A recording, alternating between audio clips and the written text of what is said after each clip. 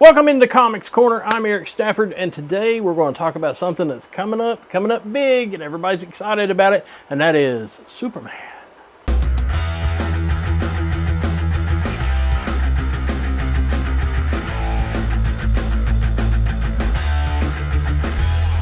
Now, if you're not familiar with Superman, which how can you not be? He's like Mickey Mouse. Everybody knows who Superman is, so that's just one of those things. But coming up in July of 2025 is the new James Gunn helmed movie of Superman. And James Gunn has taken over the DC universe as far as the movies go. And this will be his first big movie that will get out there. I mean, he directed the last Suicide Squad, the one with the shark and the giant starfish. Remember that one? Anyway, he directed that one. And so they put him in charge of the DC Universe. Now, his pedigree, if you're wondering about this, is he had done the Peacemaker series, which was on Max and HBO, and then he had, which is a DC Universe thing, but he had also done the Guardians of the Galaxy films for Marvel. So everybody likes his movies pretty good, and so, you know, he's kind of got a little creative zest there, and people are really liking it and going and looking forward to it. Now, the trailer dropped for the new Superman movie, and people were very excited about it. And the biggest thing that got the biggest reaction over anything was Krypto, the super dog, and people just loved that. And anyway, take a look, and we'll come right back.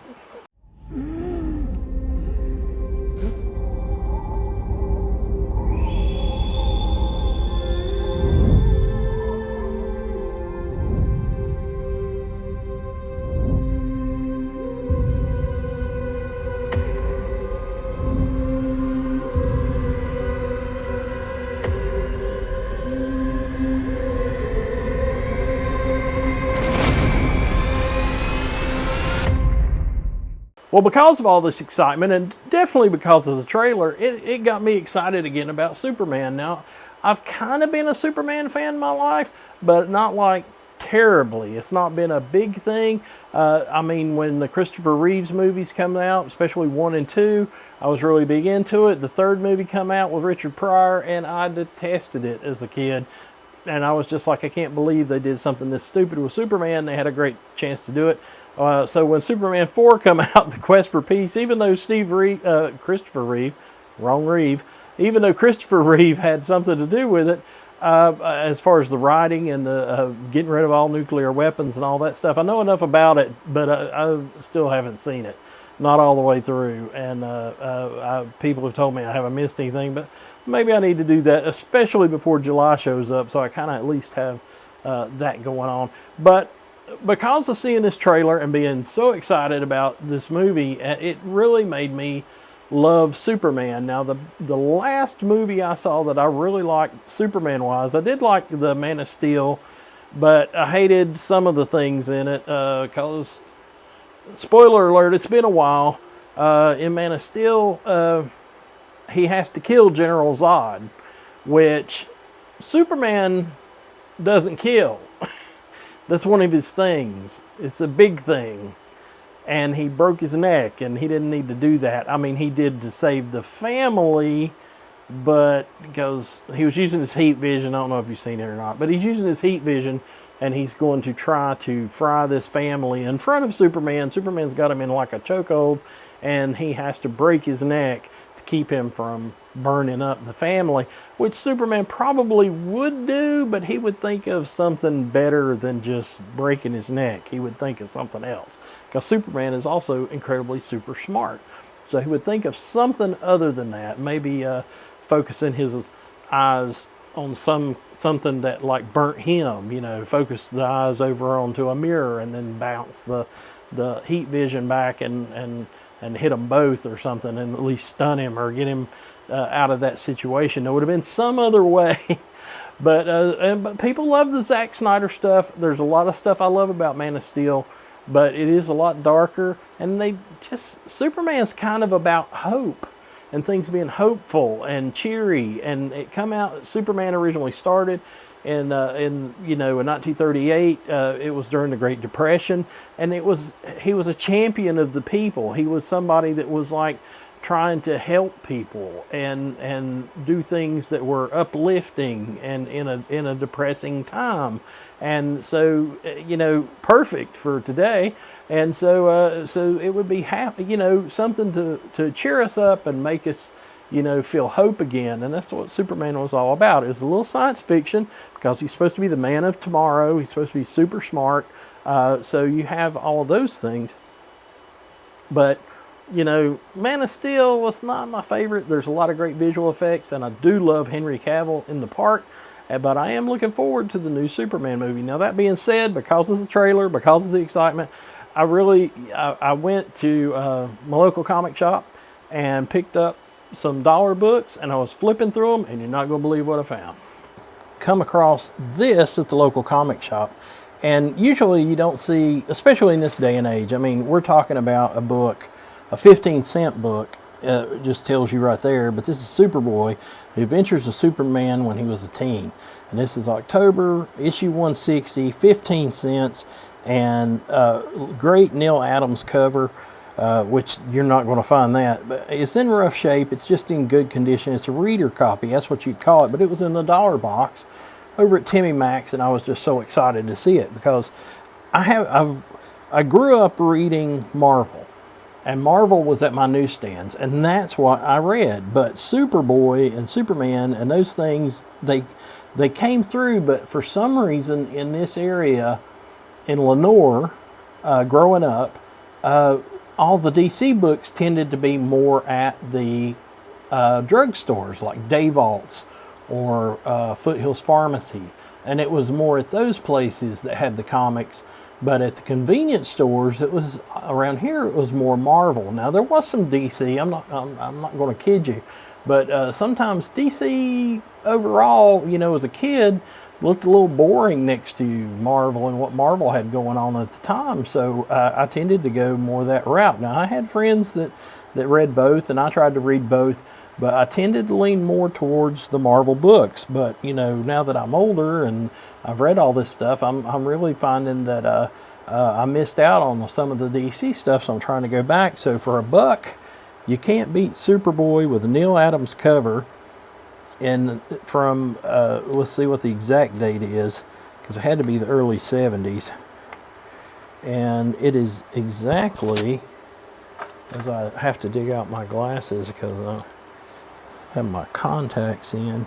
It's from 1969. So this is October of 1969, Superboy, The Adventures of Superman when he was a boy.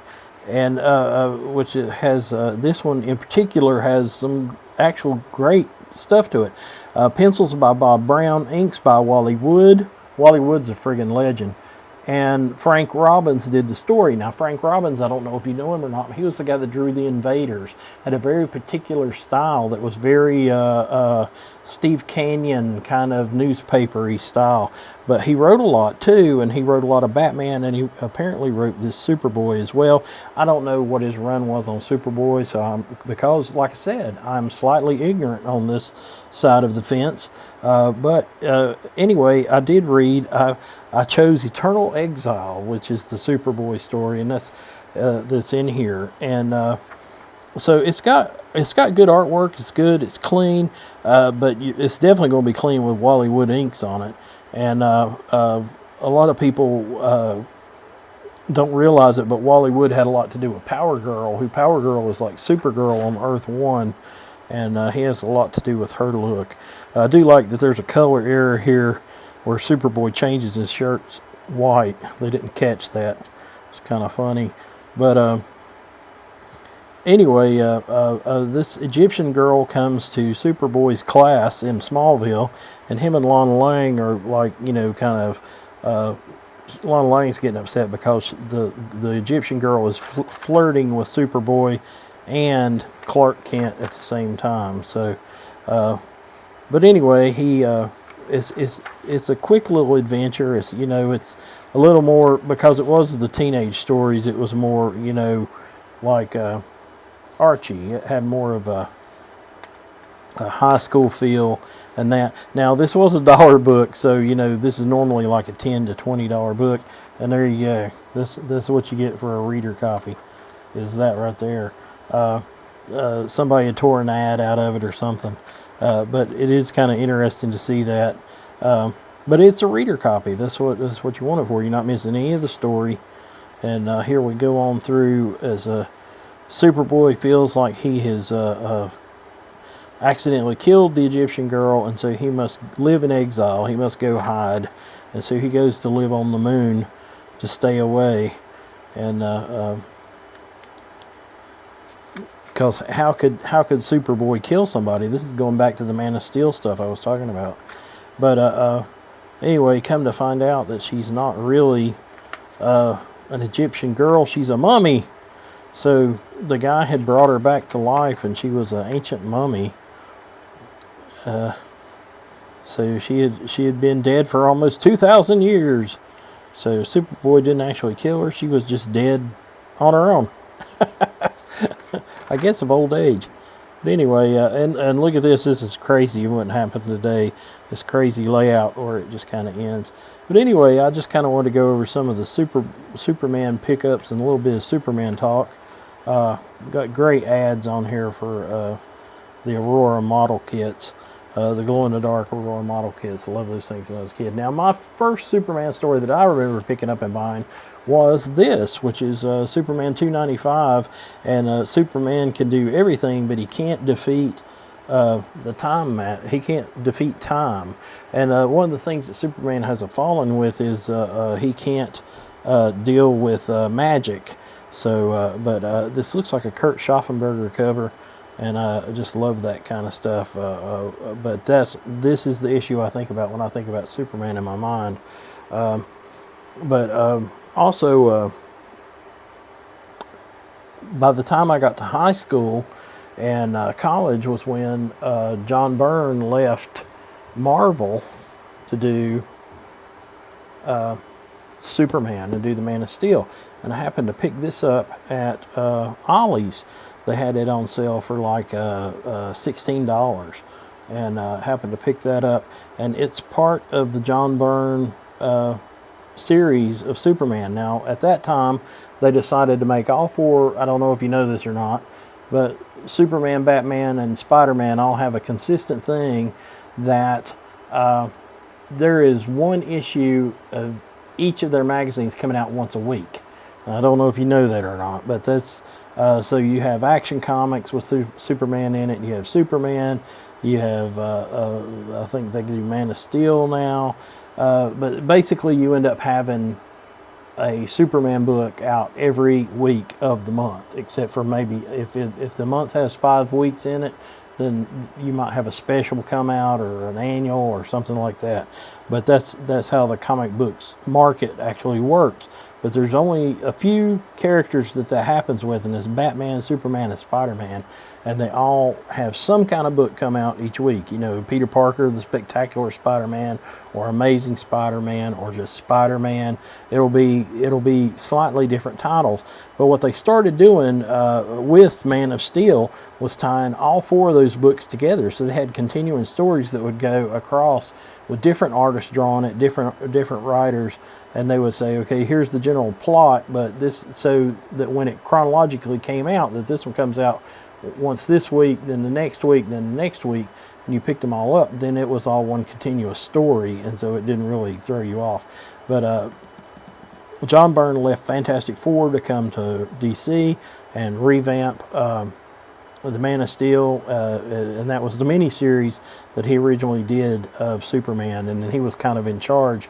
Look at that great John Byrne artwork. But he was kind of in charge of that.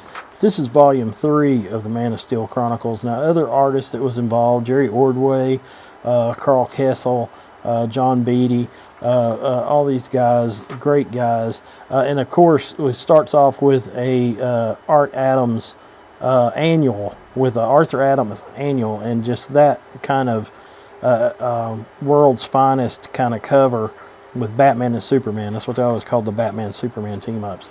But look at this great Arthur Adams little girl running in the swamp, little southern girl running in the swamp, Bayou girl. And but just great artwork that's in here. And of course there's a twist, you know, why is she there, what's going on. But great Art Adams art in this one. and just happened to pick it up at Ollie's. Ron Friends, great Ron Friends, drawing Superman. Just really cool, very Kirby-esque, a lot of motion to his. I mean, look at that. Look at Superman throwing that hunk of building at that gorilla. It's just like crazy. The crazy action in there. And then, here you go. Dan Jurgens did this one, who is still tied with Superman and very well known as a Superman writer now. But this is back just before the Death of Superman stories that come out. This is when they'd revived Superman, and I think he doesn't die until like Superman 25 or something like that.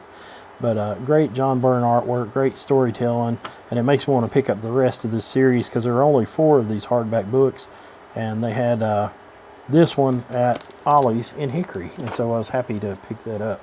Also picked this one up, The Oz Effect, which is part of the new stuff, and I just love that cover. It's got this lenticular cover of Superman busting free from kryptonite, and I just always thought that was a great cover, and so much so that I went to hunt down the artists that did this to see who they were, because it was just such a great cover. This is part of the new continuity that's going on right now, and Jor-El is actually Mr. Oz, who has been tormenting Clark Kent and his family for some time. But that cover, that great cover with the lenticular artwork, I started following that artist on Instagram because it is just such good art, and I was just like amazed at that. But anyway, it goes through, and this is the current artist and that, which you have Gilliam March, who's drawing it, and great artist here. This was a time period Luthor has kind of got a super suit and claims to be his own version of Superman, which is kind of unique. He gets a little mind control and actually goes after Superman because they kind of have a peace going on right now. But yeah, Superman is hope. I mean, that's what Superman is known for, is hope. But anyway, great pickups. Looking forward to Superman. I hope you have like some Superman stuff that you're looking forward to. Definitely July 11th when the movie comes out. It's going to be something. It's going to be a lot of fun anyway. But catching up on my reading, and I've also hit up Lenoir Library, Caldwell County Library. You go to your Caldwell County Library, they have plenty of Superman books there. I've been picking some of those up, but I happen to pick these up and purchase these. But if you don't want to buy them, hey, you can go and check them out for a week or two. Anyway, thanks for turning into Comics Corner. I'm Eric Stafford, and I hope you have a great, great comic book day.